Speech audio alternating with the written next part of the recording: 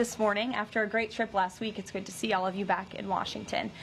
This afternoon in the Rose Garden, President Trump, alongside First Lady Melania Trump, will sign the Take It Down Act into law. First Lady Melania Trump was instrumental in getting this important legislation passed. The Take It Down Act will protect victims of digital exploitation, hold internet platforms accountable by requiring them to remove such imagery from their platforms, and provide justice for victims by allowing prosecutors to go after those who publish non-consensual, explicit images online. The First Lady met with members in the House and the Senate, survivors and their families, and advocates throughout the process to get this bill across the finish line.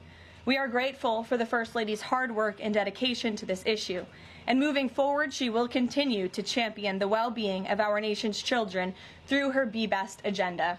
I know the President looks forward to signing that bill into law later this afternoon, and we will see you all there. In other news, the One Big Beautiful Bill passed the House Budget Committee last night, bringing it one step closer to final passage. The One Big Beautiful Bill is perfectly named because it represents a once-in-a-generation opportunity to deliver on the Make America Great Again agenda responsible for President Trump's landslide victory on November 5th. The America First policies in this bill are the reason why Republicans currently have the majority in Congress right now. Passing this bill is what voters sent Republicans to Washington to accomplish. And that's why it's essential that every Republican in the House and the Senate unites behind President Trump and passes this popular and essential legislative package. This bill will be the single most pro-small business, pro-family, and pro-American worker legislation ever. This bill will give Americans the largest tax cuts in our nation's history. When Republicans pass the bill, Americans will be keeping more of their hard-earned money and taking home much bigger paychecks. The One Big Beautiful Bill will deliver some of President Trump's central campaign promises. No tax on tips for our hardworking waiters, waitresses, and service workers. No tax on overtime for our law enforcement officers, our firefighters, and all those Americans who are putting in extra hours to make ends meet. And a large tax deduction on interest payments for Americans who purchase American-made cars. Despite desperate Democrat lies, the biggest beneficiary of this tax cut will be working-class Americans and their families. Americans earning between $30,000 and $80,000 per year will pay about 15% less in taxes after this legislation is passed. And according to a brand new paper from the White House Council of Economic Advisors, the average family with 2 children's take-home pay will be up to $13,000 higher because of the increase in wages and reductions in tax obligations. The CEA study also said that the average overtime worker receives a tax cut of roughly $2,000. Again, this is great news for our nurses, our police officers, and all those who work overtime to make ends meet across our country. Put simply, President Trump's One Big Beautiful Bill will be a boon for working-class America. This One Big Beautiful Bill is also pro-family. It will increase the child tax credit to $2,500 per child, establish optional savings account for newborn babies with a $1,000 credit added, and strengthen paid family leave. This bill also delivers historic tax relief to America's seniors by allowing middle and low-income Social Security recipients to deduct an additional $4,000 in payments from their taxable income. If Democrats get their way and the Trump tax cuts are not extended, Americans will face the largest tax hike in history to the tune of $4 trillion. Republicans must not side with Democrats in helping them raise taxes. The One Big Beautiful Bill also provides critical protections of Medicaid, which will strengthen and preserve the program for decades to come through common sense efforts to eliminate waste, fraud, and abuse. Medicaid will no longer be used to pay for barbaric gender mutilation procedures on minor children. And the 1.4 million illegal aliens who are currently improperly receiving Medicaid benefits will be kicked off the program to preserve it for hard-working American citizens who need it. President Trump and Republicans are protecting Medicaid benefits for pregnant women, children, disabled individuals, low-income seniors and families, and the most vulnerable Americans in our society. And that's what Democrats are so angry about. Basic, Medicaid protections that will stop the funding of transgender insanity and illegal aliens from ripping off American taxpayers. As you all know, over his first 4 months in office, President Trump ended the previous administration's open border crisis and secured our homeland in record time, all using executive authority. Now Congress needs to act. The One Big Beautiful Bill is the most significant investment in our nation's border patrol and law enforcement agents in our nation's history. The bill ensures that President Trump's popular and successful border security measures are made permanent. Republicans have the backs of Border Patrol and ICE agents who were put through hell over the past 4 years and have quickly worked to secure our southern border. And that's why this bill gives them more resources to do their jobs, including a $10,000 much-needed bonus to ICE agents and Border Patrol agents over the next 4 years. To provide those brave agents with desperately needed reinforcements on the ground, the bill allows for the hiring of thousands of new ICE personnel, customs officers, and Border Patrol agents. These significant hirings will empower President Trump to continue delivering on his promise to carry out the largest mass deportation in the history of our country. Again, that is a promise that Republicans made to American voters. It's a promise they were elected on, and it's a promise Republicans on Capitol Hill need to keep: secure our border. To supplement those efforts, the bill's funds will fund the completion of President Trump's signature border wall. As a result, 701 miles of primary wall, 900 miles of river barriers, 629 miles of secondary barriers, and 141 miles of vehicle and pedestrian barriers will be constructed when this bill passes, along with cutting-edge technology to secure our homeland from dangerous illegal alien invaders. This bill also advances our national security and defense interests by ensuring the United States military has the necessary resources to remain the strongest and most lethal fighting force in the world. The bill will provide resources for the construction of President Trump's Golden Dome to safeguard Americans from potential attacks, give the Coast Guard resources to build more modernized ships, and the Air Force resources to acquire better planes. If all of those incredible things were not enough, the Big Beautiful Bill also finally modernizes air traffic control in America, a bipartisan issue. The bill will allow President Trump to deliver on his promise to overhaul and update our air traffic control systems to keep Americans flying as safe and efficiently as possible. The previous administration failed to act and do this themselves, despite repeated warnings from the GAO, which has resulted in unacceptable delays at major airports like Newark that the Trump administration is working hard to address. When the One Big Beautiful Bill passes, we will replace the current antiquated system, the FAA will enhance safety in our skies, reduce delays, and power the future of air travel in the United States. That's just some of what this historic legislation will accomplish. It is absolutely essential that Republicans unite behind the One Big Beautiful Bill and deliver on President Trump's agenda. There is no time to waste. Americans gave Republicans a once-in-a-generation opportunity to course-correct our country over many wrongs over the past 4 years. And Americans are counting on Republicans to work as hard as President Trump is in this White House every day on Capitol Hill. Send this legislation to his desk as soon as possible for his signature. Here in our new media seat today, we have Liam Cosgrove, the White House correspondent for Zero Hedge. With that, Liam, please kick us off. Thank you, Karoline. So my first question is on foreign policy. Sure. The president has made several moves towards peace in multiple fronts: India, Pakistan with the Houthis, talking with Iran and talking with Putin. Biden didn't even talk to Putin for the entire span of the war, which is crazy considering two nuclear powers were engaged in a proxy war. So I do admire these moves by the current president, I'll be honest. However, as of today, we are still funding both Israel's and Ukraine's wars. So can Americans expect to finally be done financing foreign wars at some point? Do you consider that one of the president's goals? Well, I think I can summarize the president's foreign policy agenda with 2 words: America first. And that means putting the American people and the American taxpayer first. And that's why the president is moving as quickly as he possibly can and working overtime to end these conflicts in both Israel and in Gaza, and also the Russia-Ukraine war. As you all know, the president will be speaking with Putin at 10 o'clock. He plans to call President Zelensky when that call concludes. I spoke to the president about that call at 10 o'clock. I don't want to get ahead of those very important conversations, but of course you will hear directly from the president or me after those calls conclude today. So you can expect that.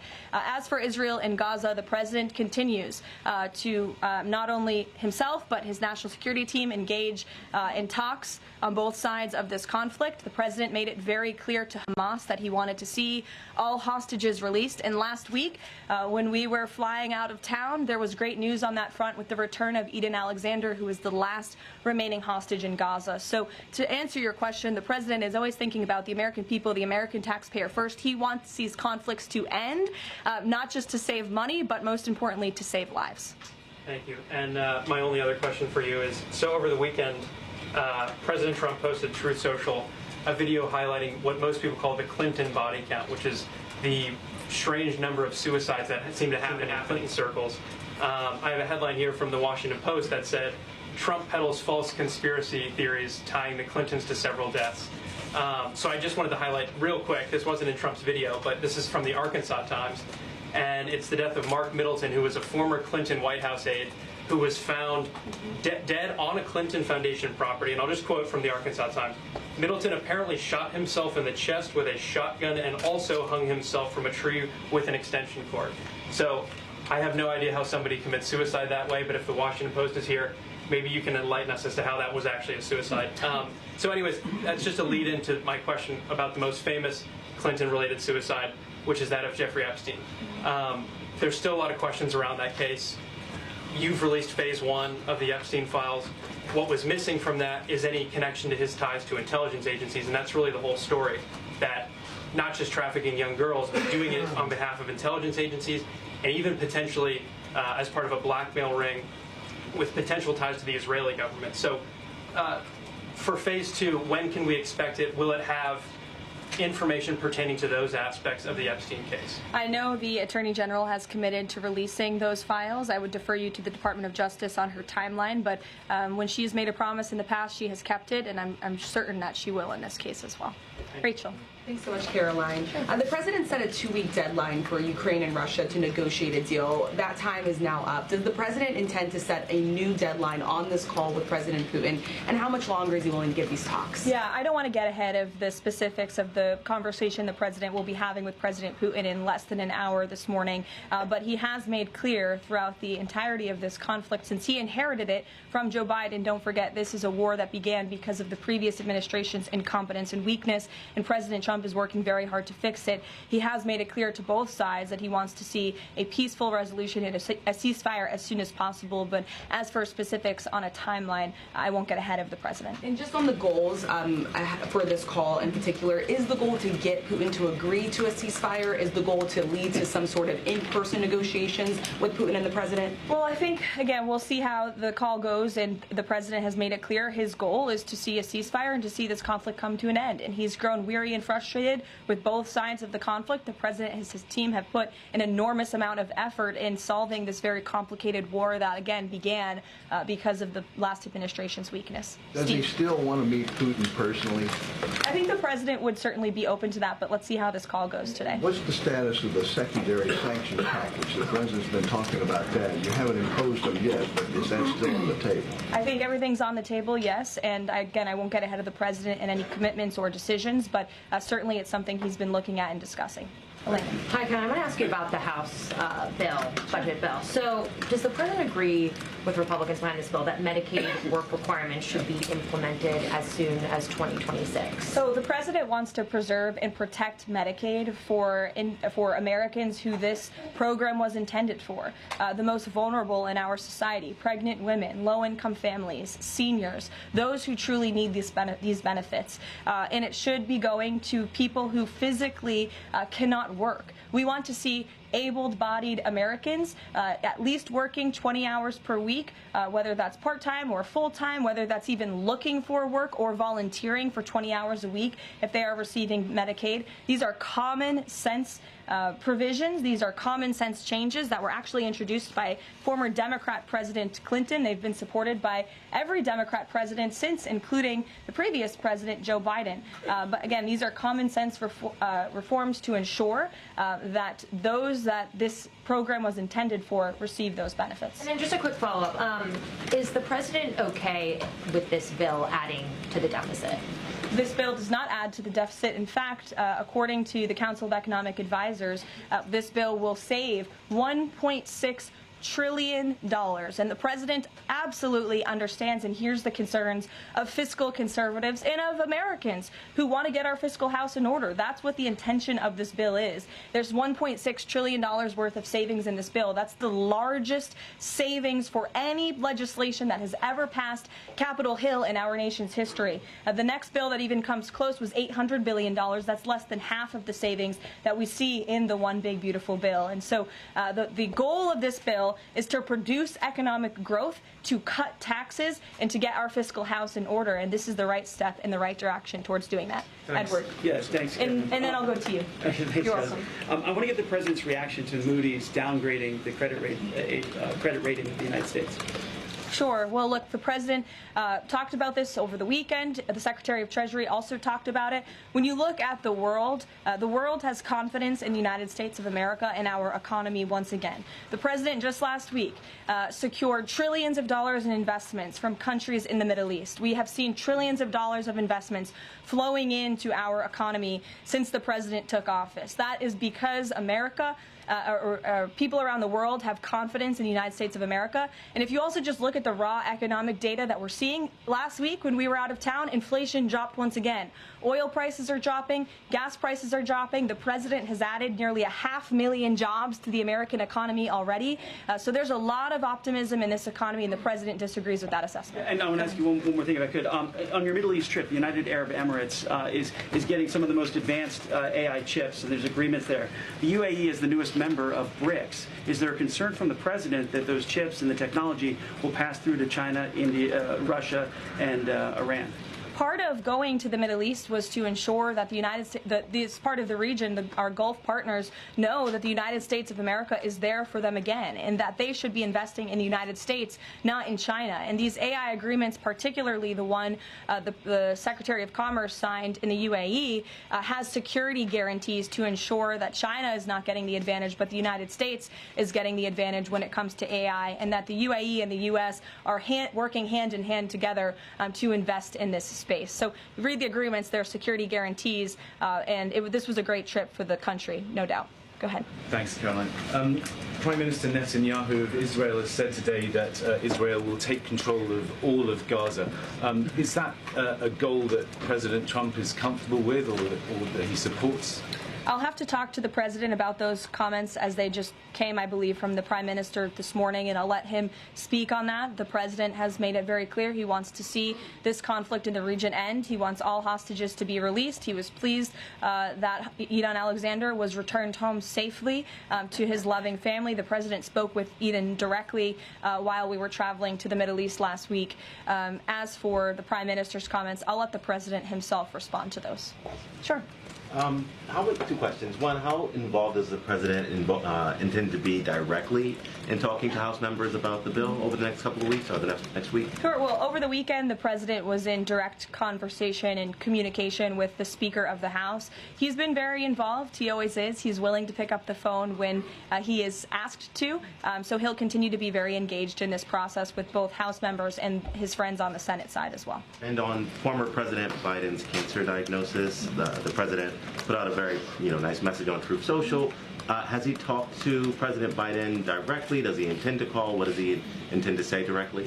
Not to my knowledge. I don't believe they have spoken, but I'm sure the president would be open to doing that. I spoke to him last night about the former president's cancer diagnosis, and the statement that he put out was the initial reaction he had with me on the phone as well. Peter. Follow up on former President Biden. White House doctors may have missed the early stages of his prostate cancer. So Is President Trump worried about the quality of care that presidents get here? Not as far as President Trump is concerned. The White House physician we have here is phenomenal, and the team of physicians that take care of the president, particularly at Walter Reed Medical Center, are great. The president had his physical recently, as you know. He had perfect results. He's in very good shape. I think those of you who traveled to the Middle East with us last week can attest to the president's endurance. And by the way, I will add, we returned home from a very long and tiring trip last week, and on Saturday, where was the president? In the Oval Office working all day. He doesn't stop, he doesn't quit, he's in great health, and he trusts his physicians. Two more things. Putin ghosted everybody at these peace talks last week. As President Trump phones him today to try to figure out an end to the Ukraine war, does he think that Putin is the good guy or the bad guy? I'll let the president speak on that conversation later. He's made his feelings about both sides of this war quite clear throughout it. He wants to see it end. And Annie, the last one, what does President Trump mean when he says that Taylor Swift is no longer hot?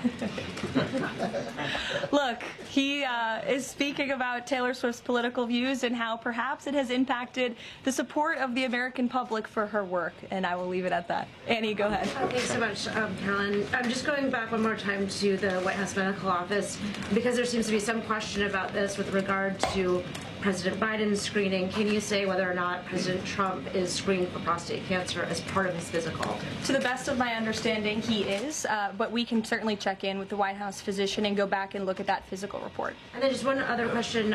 Recently, Stephen Miller at the White House made some comments about considering suspending habeas corpus. And I'm curious if there's any update on how the White House is exploring that option to enact the president's agenda. I don't have any update at this time, but I can check in with our Deputy Chief of Staff. Mary Margaret, go ahead. Thanks, Caroline. Given the ongoing revelations about the former president's mental acuity and how staff and media covered that up, especially with the release of this book, 2 days, I think, is there any interest in further scrutiny of Kevin O'Connor, the former president's physician?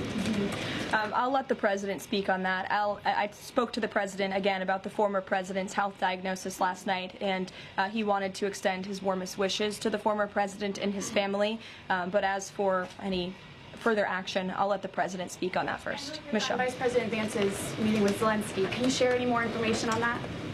My understanding was it was a good meeting, a productive meeting, and we're grateful that the Vice President did it and that he also went to the Pope's first Mass in Rome. I also have an update on that.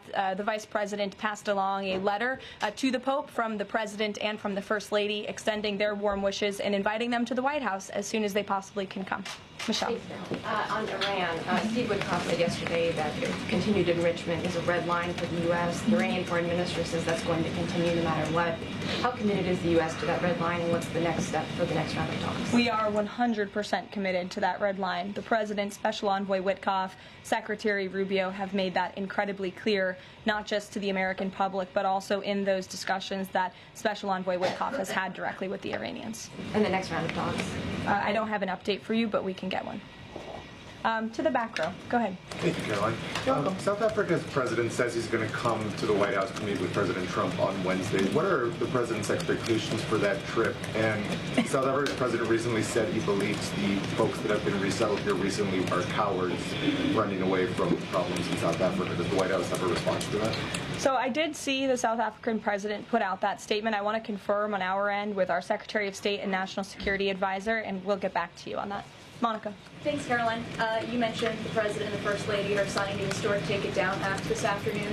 I'm curious to know, what are some of the repercussions or consequences for these online platforms or perpetrators that will comply with the act? Well, what this bill does, it takes the initial step to ensure that prosecutors are able to take down, that's why it's called the Take It Down Act, platforms that are allowing this sexually explicit content on their platform. So it gives them more leeway to go after them as they see fit. But as for specific repercussions, I would defer you to the Department of Justice of how they plan to implement this bill once it is signed later today. Brian. Yes, thank you. You said in your opening statement you talked about this MAGA baby savings account. Exactly how would that work? Who would be eligible for it? I'm assuming women. would be eligible for that? Yes. So one of the provisions in the One Big Beautiful Bill, as I said, this is a very pro-family piece of legislation. Not only does it increase the child tax credit, but it also includes MAGA baby savings accounts for children that are born before January 1st, 2024, under 8 years old, U.S. citizens, and have at least one parent with a valid Social Security number. And when this tax provision becomes law, the child, if the parents seek to do this, will be set up with a savings account. Essentially, it's a 401k for a newborn baby. And child's relatives, their parents, can contribute up to $5,000 per year of after-tax dollars annually to that account. And then later in the baby's life, at age 25, savings account holders can withdraw up to the full balance of the account. Upon reaching 30, the account holders can access the full balance of the account for any purpose desired. So it's a great initiative for new parents, new mothers who want to set up this savings account for their children. Ouija. Thank you, Karoline. President Trump and his top economic aides have repeatedly said that Americans will not pay the cost of tariffs. In fact, last week, Lutnick said people have to drop the, quote, silly arguments that consumers would pay the cost. But over the weekend, as you know, the president posted that Walmart should eat the tariffs and not charge the value customer anything. I'll be watching, and so will your customers. So does he acknowledge that if companies don't absorb the full cost, Americans will have to pay? Well, first of all, the CEO of Walmart made those comments about the tariffs on an earnings call where CEOs, I believe, are legally obligated to give the most dire warnings and forecasts to their investors and stakeholders. The reality is, as the president has always maintained, Chinese producers will be absorbing the cost of these tariffs. And that is why China was so quick to hustle to the negotiating table with the United States of America. They need our markets, they need our consumers. And I would again point you to the inflation report that came out last week showing that inflation is declining in large part because energy prices are dropping across the board in this country because of the president's robust energy agenda that he has taken since January 20th. So the president is committed to ensuring that prices remain low for American consumers, and he maintains the position that foreign countries will absorb these tariffs. What does he mean by "I'll be watching" to Walmart? He'll be watching, seeing what they're doing. Jennifer. On the gift plane from Qatar, three things. Is there a timeline for the U.S. receiving that plane? Do you know how long it will take to retrofit the plane to presidential standards? And thirdly, has the intelligence community, security folks, have they weighed in on whether that plane can actually be secured to presidential standards?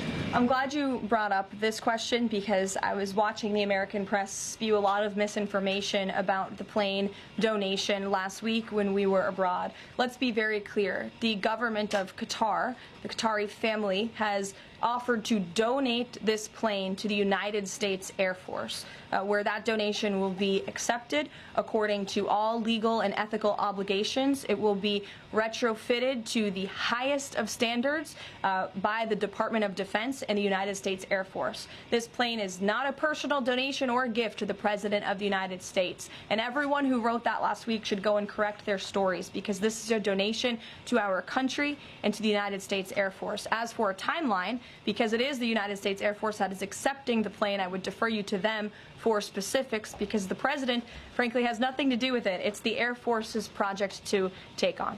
Sure. Thanks so much, Karoline. Did the president call fiscal conservatives who were hesitant to vote for the Big Beautiful Bill? And if so, what did they say? What did he say?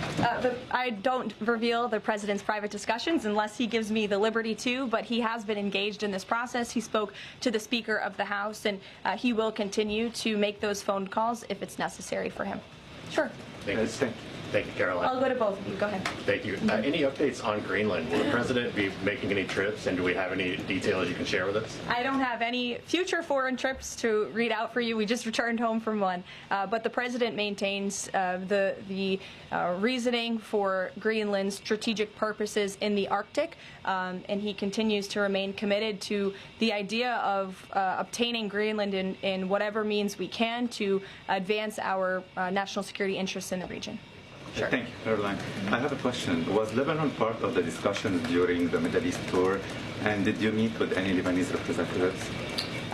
To my knowledge, the president did not meet with any representatives from Lebanon, although he did talk about the election that they recently had there and how he hopes that Lebanon can come to a more peaceful place in their country and that we drive out Hezbollah, Iranian-backed Hezbollah proxies in Lebanon to ensure peace and prosperity in that country and also for the greater Middle Eastern region. And I would just add to that before I wrap up, because the president's call will begin in a few minutes.